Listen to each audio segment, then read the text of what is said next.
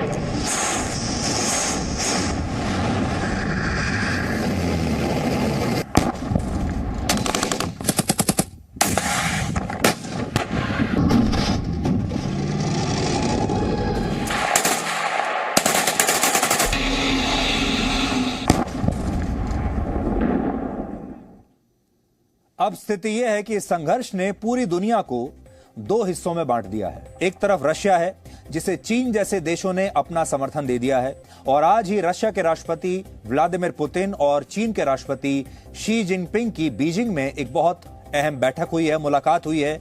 और जैसा कि आप जानते हैं इस समय बीजिंग में विंटर ओलंपिक्स चल रहे हैं, ओलंपिक खेलों की शुरुआत हो रही है, और इसमें हिस्सा लेने के लिए, उसकी ओपनिंग सेरेमनी में हिस्सा लेने के लिए रशिया के राष्ट्रपति पुतिन इस समय बीजिंग में ही हैं। और दूसरी तरफ यूक्रेन है जिसकी मदद करने के लिए अमेरिका, ब्रिटेन और नेटो देशों का समर्थन उसे मिल रहा है। और ब्रिटेन के प्रधानमंत्री बोरिस जॉनसन भी 1 फरवरी को यूक्रेन के दौरे पर गए थे। अब सवाल है कि रशिया ये क्यों नहीं चाहता कि यूक्रेन नेटो देशों में शामिल हो जाए। नेटो अमेरिका, कनाडा, ब्रिटेन और फ्रांस जैसे 30 देशों का एक मिलिट्री ग्रुप है। अब रशिया के सामने चुनौती यह है कि उसके कुछ पड़ोसी देश पहले से ही नेटो को ज्वाइन कर चुके हैं, और इनमें एस्टोनिया और लातविया जैसे देश भी हैं जो एक जमाने में सोवियत संघ का हिस्सा हुआ करते थे। यानी इसका मतलब समझिए, एक जमाने में जो देश सोवियत संघ का हिस्सा होते थे, जो रशिया के साथ अलाइंड थे, जो रशिया के पड़ोसी देश हैं, वो अब धीरे धीरे नेटो देशों में शामिल हो रहे हैं। और अब यूक्रेन भी नेटो का मित्र देश बन गया तो रशिया चारों तरफ से अपने दुश्मन देशों से घिर जाएगा और उस पर अमेरिका जैसे देश हावी हो जाएंगे। और अमेरिका चाहता भी यही है। अमेरिका चाहता है कि रशिया के आसपास के जितने भी ऐसे देश हैं जो एक जमाने में सोवियत संघ का हिस्सा हुआ करते थे, उन्हें अमेरिका अपनी तरफ कर ले ताकि उन देशों का इस्तेमाल वो रशिया पर दबाव बनाने के लिए कर सके। और इसका मतलब ये होगा कि नेटो देश का मतलब समझिए अमेरिका, और अमेरिका अगर इन देशों को अपने साथ ले लेता है तो वो रशिया के बहुत करीब पहुंच जाएगा। इसे आप इस नक्शे से भी समझ सकते हैं कि कैसे नेटो रशिया से सिर्फ एक कदम दूर है। अगर यूक्रेन नेटो का सदस्य देश बन गया और भविष्य में रशिया उस पर कभी हमला कर देता है तो समझौते के तहत नेटो के सभी 30 देश इसे अपने खिलाफ हमला मानेंगे और फिर वो यूक्रेन की सैन्य मदद के लिए वहां पर पहुंच जाएंगे, यूक्रेन की भूमि पर पहुंच जाएंगे, जो कि रशिया के बहुत करीब होगा। रशिया की क्रांति के नायक व्लादिमीर लेनिन ने एक बार कहा था कि रशिया के लिए यूक्रेन को गंवाना ठीक वैसा ही होगा जैसा एक शरीर से उसका सिर अलग हो जाए। और इसी वजह से रशिया नेटो में यूक्रेन के प्रवेश का सख्त विरोध कर रहा है, क्योंकि यूक्रेन एक बहुत ही महत्वपूर्ण देश है इस समय रशिया के लिहाज से।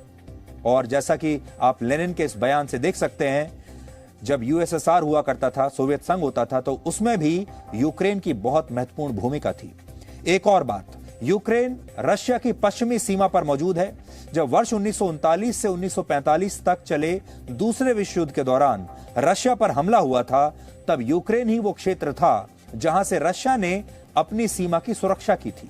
लेकिन अगर यूक्रेन नेटो देशों के साथ मिल गया तो रशिया की राजधानी मॉस्को पश्चिमी देशों के लिए सिर्फ 640 किलोमीटर दूर रह जाएगी, जबकि फिलहाल ये दूरी लगभग 1600 किलोमीटर की है। आपके मन में यह सवाल भी होगा कि यूक्रेन नेटो के साथ आखिर जाना क्यों चाहता है।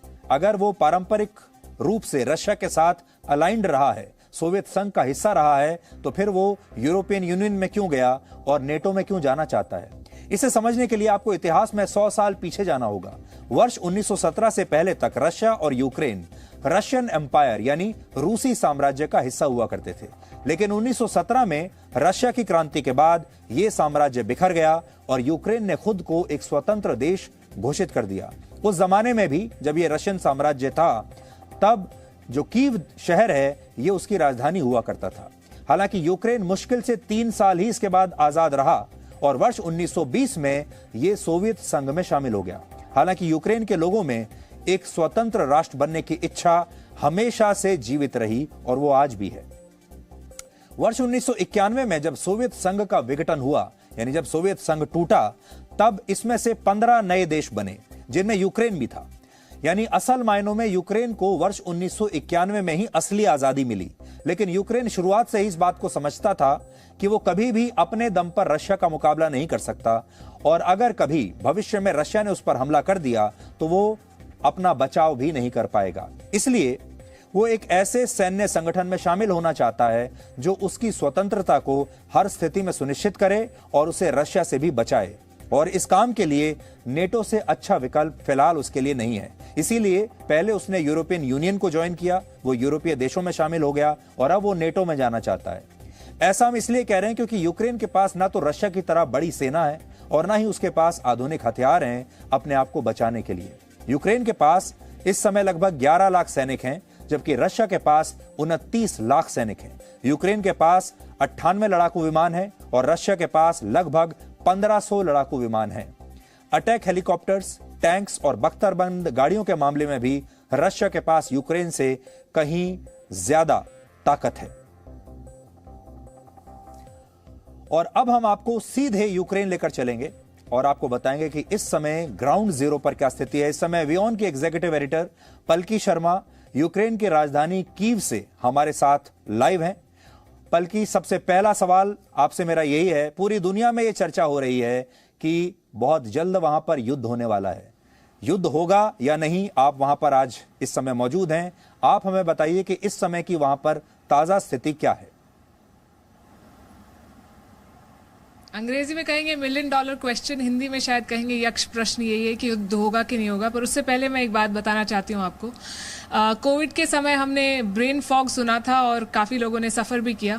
यूक्रेन आके ब्रेन फ्रीज महसूस कर रहे हैं हम लोग, क्योंकि दिन में पारा -5 डिग्री था, अब -10 होने का फॉरकास्ट है और इसलिए थोड़ा कई बार शब्द और सेंटेंसेस और थॉट्स मिक्सअप हो जाते हैं, तो मैं आपसे और आपके दर्शकों से क्षमा चाहती हूँ कि अगर कुछ गलत हो जाए तो माफ़ कीजिएगा, इतनी ठंड की आदत नहीं है हमें।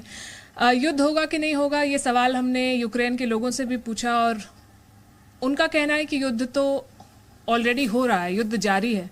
और 21वीं सदी में युद्ध के कई मायने हैं, सिर्फ मिलिट्री वॉर नहीं होता, साइबर वॉर होता है, ट्रेड वॉर होता है, सैंक्शंस वॉर होता है, और वो सारी लड़ाइयाँ हो रही हैं इस वक्त। जैसा कि आपने हिस्ट्री भी समझाई यूक्रेन की और रूस की और यूएसएसआर की, और सारी ताकतें यहाँ पे क्या करना चाहती हैं। यूक्रेन का ये मानना है कि वो एक स्वतंत्र राष्ट्र है और वो नेटो को ज्वाइन करना चाहता है और उसको पूरा अधिकार है। अमेरिका इस एरिया में अपना वर्चस्व कायम करना चाहता है। रशिया कहता है कि हमारे इलाके में, हमारे पड़ोस में अमेरिकी सेना, नेटो के जो सैनिक हैं वो तैनात नहीं होने चाहिए, हमारे सिक्योरिटी कंसर्न्स हैं। तो एक तरह से लड़ाई तो ऑलरेडी है और इस वक्त जिसको कहते हैं क्लासिक स्टेलमेट बन गया है। युद्ध चाहता कोई नहीं है पर पीछे भी कोई नहीं हटना चाहता है। So it has become a question of who blinks first and nobody wants to blink first. जी, बहुत जगह ये भी चर्चा है, लोग इसे वर्ल्ड वॉर के साथ कंपेयर करके देख रहे हैं कि एक तरीके का अगर युद्ध होता है तो ये एक वर्ल्ड वॉर की तरह होगा क्योंकि इसमें एक से ज्यादा देश शामिल हो जाएंगे। क्या आपको ऐसा महसूस हो रहा है कि आप एक ऐसी जगह पर खड़ी हुई हैं जहां से एक तरह के विश्व युद्ध की शुरुआत हो सकती है?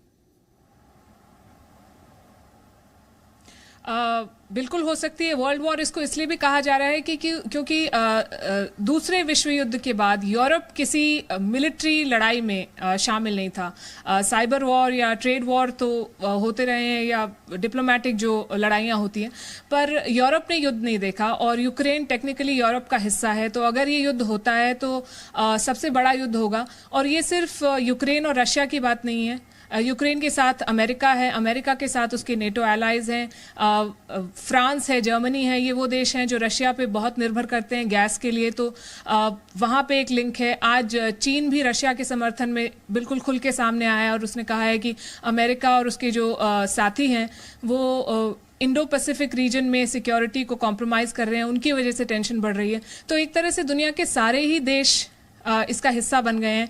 जो देश लड़ाई का हिस्सा नहीं है वो इकोनॉमिक कारणों से, क्योंकि हम एक ग्लोबलाइज्ड वर्ल्ड में रहते हैं, अगर रशिया पे सैंक्शंस लगते हैं तो रशिया की गैस यूरोप में नहीं जा पाएगी। अगर रशिया की गैस यूरोप में नहीं जाती है तो यूरोप गैस के लिए दूसरे मार्केट्स में जाएगा।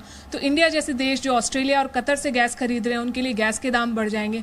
तो एक तरह से पूरी दुनिया इस कॉन्फ्लिक्ट से अफेक्ट होगी और इसीलिए इसको थर्ड वर्ल्ड वॉर से कंपेयर किया जा रहा है। जी, बल्कि मैं जानता हूं कि इस समय आप -10 डिग्री के टेम्परेचर में बाहर खड़ी हुई हैं। आप हमसे अभी और थोड़ी देर बात कर पाएंगी या इस समय सर्दी बहुत ज्यादा है? नहीं, हम बात कर सकते हैं। हम रिपोर्टिंग करने के लिए आए हैं, पर मैंने क्षमा तो पहले ही मांग ली आपके दर्शकों से, तो अगर कुछ गलत हो जाए तो माफ़ कर दीजिए।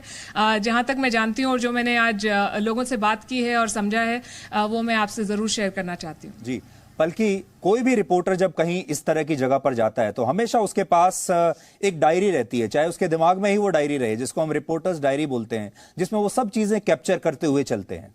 तो आप जब अब मैं जानता हूं आप अभी थोड़ी देर पहले ही, कुछ घंटों पहले ही वहां पर पहुंची हैं, लेकिन आज पहुंचने के बाद आपने जो कुछ अपने आसपास देखा और आपकी रिपोर्टर्स डायरी ने जो भी कैप्चर किया वो आप हमारे दर्शकों के साथ शेयर कर सकती हैं इस शहर में।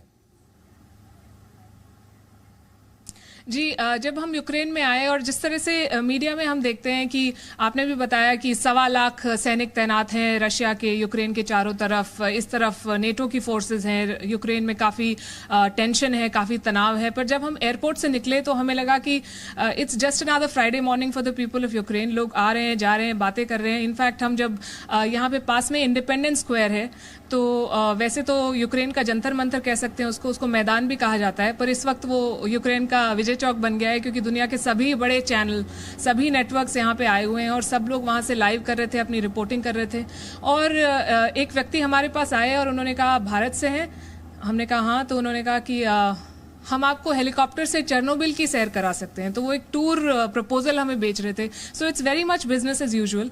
तो सतही तौर पे ऐसे लगता है कि शहर चल रहा है, लोगों का जीवन चल रहा है, ये सब हेडलाइंस सिर्फ न्यूज़पेपर्स और टीवी में ही सीमित हैं। पर जब आप उनसे थोड़ी और बात करते हैं कॉफ़ी पे या और चर्चा करते हैं तो पता चलता है कि उनका कहना है कि ये कुछ हफ्तों का या कुछ दिनों का या कुछ महीनों का संघर्ष नहीं है। करीब 500 सालों से Ukraine has felt like a pawn और रशिया उस पर हावी होने की कोशिश करता है, और उसके बावजूद यूक्रेन ने अपना एक वजूद बनाया, अपनी जगह बनाई है और इकोनॉमिकली काफ़ी बेहतर कर रहा है। तो लोगों में एक सेंस ऑफ प्राइड है। शहर बहुत खूबसूरत है, बहुत पुरानी इमारतें हैं। यहाँ आप पीछे देख रहे हैं ये कैथीड्रल बेल टावर, कहते हैं यूनेस्को हेरिटेज साइट है। तो बहुत ही खूबसूरत शहर है और हम चाहेंगे कि युद्ध ना हो, और लोगों की रेजिलियंस देख के बहुत अच्छा लगता है। लोगों में एक स्पिरिट है कि नहीं, हमारा देश है और हम डट के मुकाबला करेंगे चाहे कितना भी बड़ा। क्लियरली रशिया की आर्मी यूक्रेन से बहुत बड़ी है, रशिया की ताकत भी बहुत बड़ी है। अमेरिका और उसके जो साथी हैं वो कहते हैं हम सपोर्ट तो करते हैं पर हम दूर से चीयर करेंगे, this is not our war. So for an average Ukrainian this is a very big test, और वो उस टेस्ट को देने के लिए तैयार है। भारत की चिंता इसलिए भी पलकी थोड़ी ज्यादा है क्योंकि भारत के लगभग 20,000 लोग इस समय यूक्रेन में हैं और उसमें से लगभग 18,000 तो सिर्फ मेडिकल स्टूडेंट्स हैं। उन लोगों का क्या होगा? जी, भारत को सबसे बड़ी चिंता उन लोगों की है। हालांकि अगर आप यूक्रेन की सरकार से बात करें तो उनका कहना है कि उन लोगों को कोई खतरा नहीं है, वो आराम से रहें। जब हम यहाँ आने वाले थे तो हम अपने वीज़ा के लिए गए थे, तो हमें कुछ भारत के स्टूडेंट्स मिले जो मेडिकल साइंस डॉक्टरी पढ़ने के लिए यूक्रेन आने वाले थे। हमने उनसे भी बात की कि आपको चिंता है, आपको डर है, तो उन्होंने कहा कि हम बहुत एक्साइटेड हैं यूक्रेन जाके पढ़ने के लिए, हमारे पेरेंट्स थोड़े वरिड हैं। पर इस वक्त ऐसा नहीं लग रहा है। भारत का जो दूतावास है वो टच में है सभी भारतवासियों से। वो एक डेटा अपना तैयार कर रहे हैं कि अगर ऐसी नौबत आए कि लोगों को इवैक्यूएट करना पड़े तो भारत सरकार सभी भारतीय लोगों की मदद कर पाए। तो ये एक बड़ा चैलेंज है भारत के लिए। बाकी डिप्लोमेटिक और इकोनॉमिक चैलेंजेस भी हैं। डिप्लोमेटिक इसलिए क्योंकि रूस एक बहुत अहम पार्टनर रहा है इंडिया का। हमारे 60% से ज़्यादा वेपन्स हम अभी भी रशिया से खरीदते हैं। मेक इन इंडिया के बावजूद डिपेंडेंस बहुत ज़्यादा है और रशिया से संबंध बहुत पुराने हैं। पिछले महीने व्लादिमीर पुतिन आए थे, थोड़े समय के लिए आए, पर वो अपना कमिटमेंट उन्होंने निभाया, वो इंडिया आए थे। इसी तरह अमेरिका भी एक बहुत इंपॉर्टेंट स्ट्रेटेजिक पार्टनर है। पिछले साल प्रधानमंत्री मोदी वॉशिंगटन डीसी गए थे क्वाड की पार्टनरशिप करने के लिए। तो भारत के लिए चुनना बहुत मुश्किल है कि किस तरफ जाएं, और भारत ने हमेशा एक नॉन अलाइनमेंट की पॉलिसी फॉलो की है। कुछ लोगों का कहना है कि भारत उन देशों में से है who sit on the fence, but this is not sitting on the fence. Bharat fence के दोनों तरफ जो देश हैं उनको बात करके समझौता करने के लिए का मशवरा दे रहा है, बजाय कि लड़ाई करें और मिसाइल्स दागें एक दूसरे के ऊपर। तीसरा कंसर्न भारत का इकोनॉमिक है, अगर मैं आपका एक और मिनट का समय ले सकूं। और इकोनॉमिक कंसर्न मैंने आपको बताया कि गैस के प्राइसेस बढ़ने के काफ़ी आसार हैं। आजकल इतना कनेक्टेड है वर्ल्ड कि अगर यमन में एक मिसाइल गिरती है तो दिल्ली में पेट्रोल पंप पे पेट्रोल के दाम बढ़ जाते हैं। तो अगर यूक्रेन, वैसे तो देखा जाए तो 4,000 किलोमीटर दूर है भारत से, पर अगर यूक्रेन में कुछ होता है तो भारत पे सीधा असर होगा। एक एग्जांपल मैं आपको देती हूँ। पिछले साल भारत ने 1.89 million turns sunflower oil import किया था, उसमें से 74% सनफ्लावर ऑयल यूक्रेन से आया था। तो अगर यूक्रेन में लड़ाई छिड़ती है तो भारत पे और आपके दर्शकों के डेली बजट पे भी फर्क पड़ सकता है। जी पलकी, बहुत बहुत शुक्रिया, और डबल शुक्रिया इसलिए क्योंकि इतने ठंडे मौसम में भी, जैसा आपने बताया, -5 से -10 डिग्री सेल्सियस का इस समय वहाँ पर टेम्परेचर है और आप बाहर खुले आसमान के नीचे इस समय हमारे साथ बात कर रही हैं। आप अपना ध्यान रखिए और हम और हमारे दर्शक भी काफ़ी इंतज़ार करेंगे आपकी अगली रिपोर्ट्स का, जब आप वहाँ से और आगे जाएंगी और आप हमें वहाँ से नई ताज़ा तस्वीरें भेजेंगी और वहाँ से अपनी रिपोर्ट्स भेजेंगी। But as of now, thank you so much. जी शुक्रिया, थैंक यू। तो इस समय की स्थिति हमने आपको बता दी यूक्रेन में, और यूक्रेन में क्योंकि अब हमारी टीम पहुंच चुकी है, इसलिए यूक्रेन पर सबसे बड़ी कवरेज आपको हमारे सहयोगी चैनल WION पर भी दिखेगी और जी न्यूज़ के भी सभी नेटवर्क चैनल्स पर आप ये कवरेज देख पाएंगे, जो कि इस समय सबसे बड़ी अंतर्राष्ट्रीय खबर है। हम आपको इसी खबर के बारे में बता रहे थे, और सोवियत संघ के विघटन से पहले भी रशिया और यूक्रेन काफी मजबूत थे, और तब क्षेत्रफल के मामले में रशिया के बाद यूक्रेन सबसे बड़ा देश था, और अर्थव्यवस्था के मामले में भी यूक्रेन एक बहुत बड़ी ताकत था। इसके अलावा आज भी पूरी दुनिया में गेहूं का 30% उत्पादन अकेले ये दो देश करते हैं। अकेले इन्हीं दो देशों में होता है, और इसकी वजह से इन्हें ब्रेड बास्केट भी कहा जाता है, और यूक्रेन तो एक बहुत बड़ा ब्रेड बास्केट है। यूक्रेन भी जानता है कि अगर उसने रशिया के खिलाफ जाने की कोशिश की तो रशिया उस पर हमला करके यूक्रेन को दुनिया के नक्शे से मिटा देने की क्षमता रखता है और उस पर अपना कब्जा भी कर लेगा, जैसा वर्ष 2014 में भी रशिया कर चुका है। तब क्राइमिया यूक्रेन के अधिकार क्षेत्र में आता था, यूक्रेन के पास था, लेकिन उस समय यूक्रेन के तत्कालीन राष्ट्रपति ने यूरोपीय यूनियन के साथ एक व्यापारिक समझौता कर लिया, जिससे नाराज होकर रशिया ने इस इलाके को अपने कब्जे में ले लिया और उस समय पूरी दुनिया देखती रह गई, कोई कुछ नहीं कर पाया। और आज भी इस इलाके पर रशिया का ही कब्जा है। इस पूरी कहानी में अमेरिका की भूमिका भी आपको जरूर समझनी चाहिए। अमेरिका ने अपने 3000 सैनिकों को यूक्रेन की मदद के लिए भेज दिया है और उसकी तरफ से भरोसा दिया है कि वो यूक्रेन की हर संभव मदद करेगा। लेकिन सच ये है कि अमेरिका के मौजूदा राष्ट्रपति जो बाइडेन इस समय काफी परेशानी में है, उनकी लोकप्रियता लगातार गिरती जा रही है और वो सिर्फ यूक्रेन का इस्तेमाल करना चाहते हैं। और इस्तेमाल क्यों करना चाहते हैं? वो इस पूरी स्थिति का इस्तेमाल करके अपनी छवि को मजबूत करना चाहते हैं। पिछले वर्ष आपको याद होगा, अफगानिस्तान से अमेरिका को अपनी सेना को वापस बुलाना पड़ा था, बल्कि ये कहिए कि अमेरिका की सेना अफगानिस्तान को छोड़कर भाग गई और इसके लिए जो बाइडेन की बहुत आलोचना हुई थी, उनकी लीडरशिप की बहुत आलोचना हुई थी और जो बाइडेन इस मामले में एक कमजोर नेता की तरह दिखाई दिए थे। अब जो बाइडेन को अपनी लोकप्रियता सुधारनी है और दुनिया को यह भी बताना है कि वो कमजोर नहीं है, वो बड़े सक्षम नेता हैं और इसी के लिए वो बार बार ऐसे मौकों की तलाश में है, जैसे कि यहां यूक्रेन में हो रहा है। इसके अलावा ईरान में भी अमेरिका कुछ हासिल नहीं कर पाया और तमाम प्रतिबंधों के बावजूद नॉर्थ कोरिया भी लगातार मिसाइल परीक्षण करता जा रहा है। इन घटनाओं से अमेरिका की जो सुपर पावर वाली छवि है उसे नुकसान पहुंचा है और इसीलिए जो बाइडेन यूक्रेन और रशिया विवाद से इसकी भरपाई करना चाहते हैं और दुनिया को एक बार फिर से बताना चाहते हैं कि पूरी दुनिया के सबसे बड़े सरपंच वही हैं और वही असली ताकत है उनके पास और वही सुपर पावर है।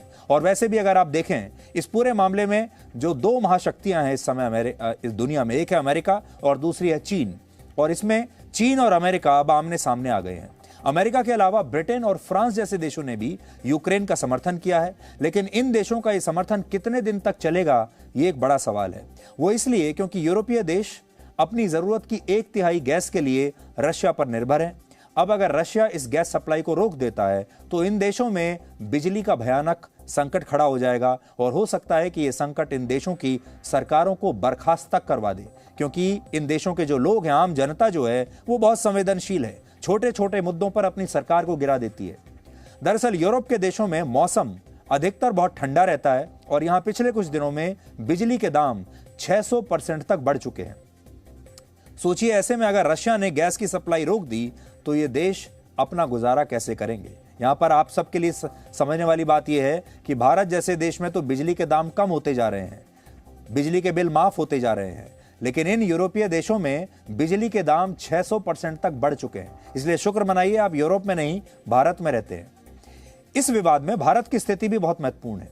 भारत के लिए रशिया भी जरूरी है, अमेरिका भी जरूरी है और यूक्रेन के साथ भी उसे अपने अच्छे रिश्ते कायम रखने हैं। और भारत आज भी 55% हथियार, या कह लीजिए 55 से 60% हथियार आज भी रशिया से ही खरीदता है, जबकि अमेरिका के साथ भारत के रिश्ते पिछले 10 वर्षों में काफी मजबूत हुए हैं, इसलिए अमेरिका को भी नाराज नहीं किया जा सकता। तो भारत के लिए स्थिति यह है कि एक तरफ कुआं, एक तरफ खाई। एक तरफ रशिया है, व्लादिमीर पुतिन है जो कि प्रधानमंत्री मोदी के दोस्त हैं, दूसरी तरफ जो बाइडेन है जिनके प्रधानमंत्री मोदी से अभी अच्छे रिश्ते बन रहे हैं।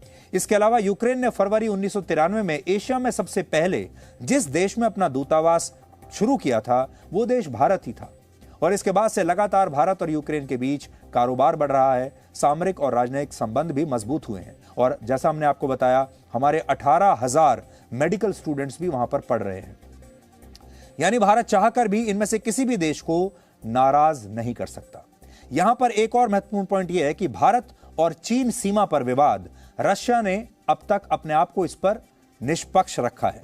जब भारत और चीन के बीच ये गलवान पर संघर्ष हुआ था और दोनों के बीच में ये जो संघर्ष अभी भी चल रहा है, इसमें रशिया ने अभी तक किसी का पक्ष नहीं लिया है और ये रशिया की अच्छी बात है, नहीं तो रशिया चीन का भी पुराना दोस्त है।